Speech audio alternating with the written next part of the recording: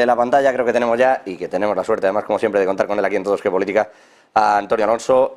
Antonio Alonso, profesor adjunto de Historia del Pensamiento de la Universidad CEU San Pablo. Ahí le tenemos. Muy buenas tardes, ¿cómo está? Muy buenas tardes, muy bien. Y creo que ven también a... invitarme al programa. ¿Perdone? Que gracias por invitarme al programa, digo. Nada, siempre es un gusto, ya lo sabe. Y además hoy nos trae algunas cositas y algunos comentarios particulares sobre Kazajstán que la verdad es que estamos deseando escuchar. Y también con sus comentarios particulares, después de un viaje a Saz movidito, seguro, Fernando Moragón, al otro lado de sus pantallas, ahí le tienen a la derecha. ¿Cómo está? Muy buenas tardes. Buenas tardes. A ver, una aclaración de principio. A ver, que no se entiendan mal, porque aquí las cosas enseguida se salen de madre. Esto yo lo compré hace... como en el siglo pasado. O sea, que no es que esté parodiando a Zelensky, cuidado, es decir, o imitándolo, no. O sea, es que esto lo tengo de hace mucho tiempo. ¿Qué se le va a hacer? Fernando Moragón, experto en geopolítica especializado en Rusia, Asia Central y China. La indumentaria está fantástica, no le digo nada. Ha estado usted de todas formas haciendo buen recorrido también. No sé si imitando a Zelensky o no, pero pasando entre otras muchas cosas por Zaporilla. Efectivamente, la cosa fue así, rápidamente, Madrid-Moscú, bueno, Madrid-Moscú, vía, como tenemos esas maravillosas ideas, los europeos, de prohibir que pasen los aviones por el espacio aéreo ruso y tal, pues claro, ahora los que están forrando son los turcos, es decir, y todos los que venimos de España vamos a Estambul y de Estambul a Moscú. Están haciendo el negocio, los de los turcos ya te digo que están haciendo el negocio. Y fue Moscú, de ahí, bueno, hicimos una pequeña escala en Rostov del Don, y de Rostov del Don a Simferopol, la capital de Crimea, y de ahí subimos por coche ya hacia Zaporilla. Bueno, lo primero que te encuentras, así rápido, llegas a Crimea. Yo estuve en Crimea hace ya bastantes años, antes de que se incorporara a Rusia, y lo primero que ves es que en Simferopol, la capital, aquello está como nuevo, es decir, que le han dado una mano de pintura o varias en comparación con lo que había antes, cuando yo fui, cuando pertenecía a Ucrania. Eso es lo primero que notas. Pero es que cuando ya vas subiendo, por eso, y aquí ya viene el desparrame, es decir, lo absurdo y de la cantidad de historias que se cuentan en los medios de comunicación occidentales, en los grandes medios, que o mienten o es que no tienen ni idea. Lo primero que te das cuenta, acordaros, decía al principio de la operación de primavera-verano, Zelensky, compañía, los europeos, tal. No, si es que nos vamos a plantar en Crimea. Claro, cuando estás en Crimea y llegas a la zona de conexión con Gerson y con Zaporilla, según vas llegando, la cantidad de fortificaciones, de los famosos dientes de dragón, de trincheras, de sistemas antiaéreos, de vehículos blindados, dices, estos no entran ni borrachos. Ni borrachos. Es decir, la idea de tomar Crimea era absurda, como se está demostrando, pero cuando estás allí es más absurda aún. Y luego estuvimos hasta Melitopol, que es la actual capital, digamos, de la parte rusa, o de la parte que controla Rusia. La capital de Zaporilla sería Zaporilla, pero está desde el principio del conflicto en manos ucranianas. Y bueno, bastante tranquilidad. A ver, dentro de lo que cabe. Es decir, yo siempre digo que cuando voy a algún país donde hay algún conflicto y tal, o entre dos países, he estado en un país en guerra, pero no en la guerra, que no es lo mismo. Es decir, las elecciones, por ejemplo, fueron tranquilas, sin ningún problema, estuve visitando colegios electorales, la gente salía por allí y preguntaba, y o sea, hay una seguridad bastante alta, y yo creo que incluso excesiva. Y en cuanto a lo que me han contado, ahora te iré contando cosas que me están diciendo. Si quieres, ahora hablamos de los 300.000. Eso le iba a decir. Ahora hablamos de muchas cosas y de lo que usted ha visto. Por cierto, ¿no habrá pasado cerca de la famosa central nuclear? No nos han dejado. Es decir, pero no sé si es porque tenían miedo de que nos pasara algo o al revés. Es que fuera yo que soy un manazas, que soy un manazas y me la cargue. Ya saben ustedes que dice que... Hay quien dice que hay bombas en el techo. Pues no lo sé, pero a ver, lo que se nota mucho es la cantidad de sistemas defensivos, de defensa antiaérea, etcétera, que tienen los rusos. Según vas andando por los caminos, por las carreteras. Otra muy importante, en Zaporozhia, ahora mismo todas las carreteras, en la parte contra los rusos, están nuevas. Es decir, cosa que en Ucrania en 30 años no hayan hecho. notas que hay una revitalización de, pues eso, de las infraestructuras y de todo. Esto ni quita ni ponga para que unos sean buenos o malos, pero es decir, pero que desde luego se está haciendo un trabajo allí clarísimamente. Y mira, ya te adelanto, y así lo dejo, uno de los temas de debate. ¿Va a haber una leva de los 300.000? Pues a mí me lo contaban allí. No ahora.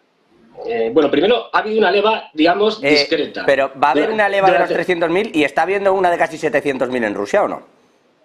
No. Te digo por qué. Y eso lo contaban incluso diplomáticos. Ahora mismo, como sabéis, hay elecciones en marzo del año que viene en Rusia, elecciones presidenciales. No quieren hacer una leva así, digamos, espectacular ni nada por el estilo antes de las elecciones. Porque si no, la popularidad de Putin cae. Es decir, las cosas como son. A nadie le gusta ir a la guerra.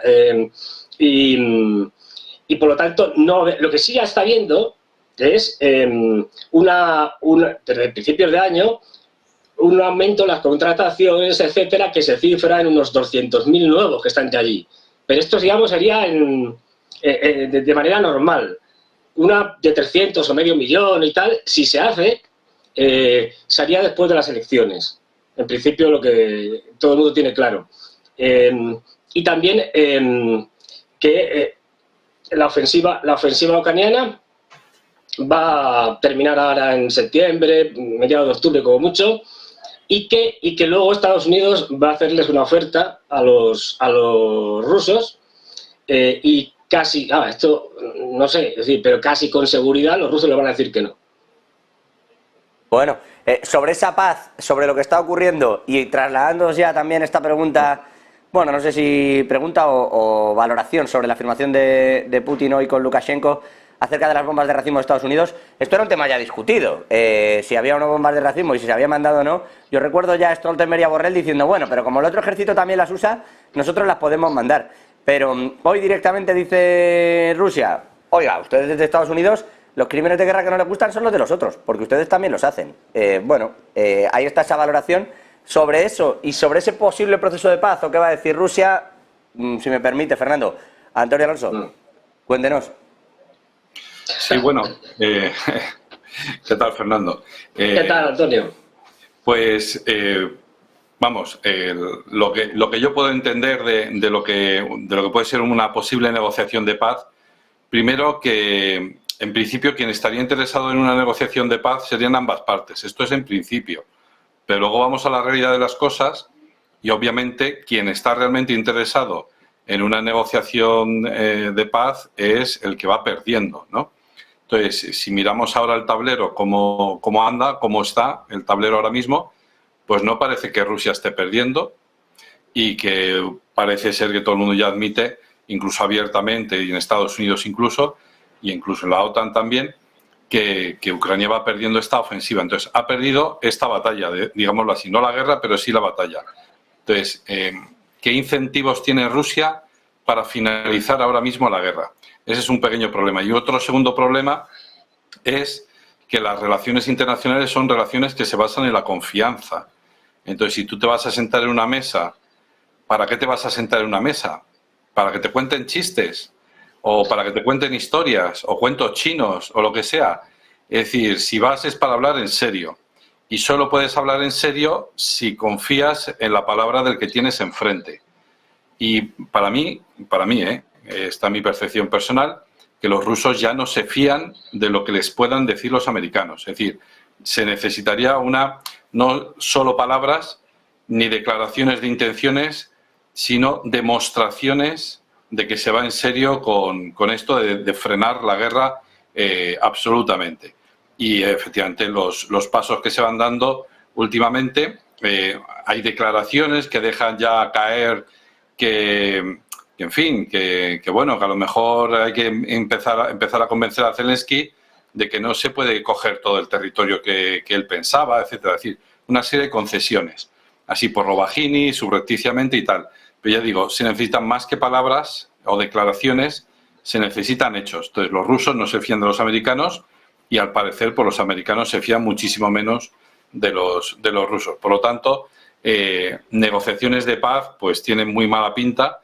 Es cierto que sí que hay conversaciones entre la parte ucraniana, debe haber, entre la parte ucraniana y la parte rusa, pero de ahí a que sean negociaciones de paz o para intentar conseguir un armisticio, un alto el fuego, para congelar el conflicto, pero volviendo a lo de antes, ¿para qué va a querer Rusia, para qué quiere Rusia congelar este conflicto? Lo que querrá será darlo ya por resuelto, por lo menos de aquí a 20 años, ¿no? Para que durante las próximas 2 décadas no sea un quebradero de cabeza y se garantice, por ejemplo, la neutralidad de Ucrania, que Ucrania no va a entrar en la OTAN y muy probablemente tampoco en la Unión Europea, y que efectivamente desde allí no se pueda atacar a Rusia, ¿no?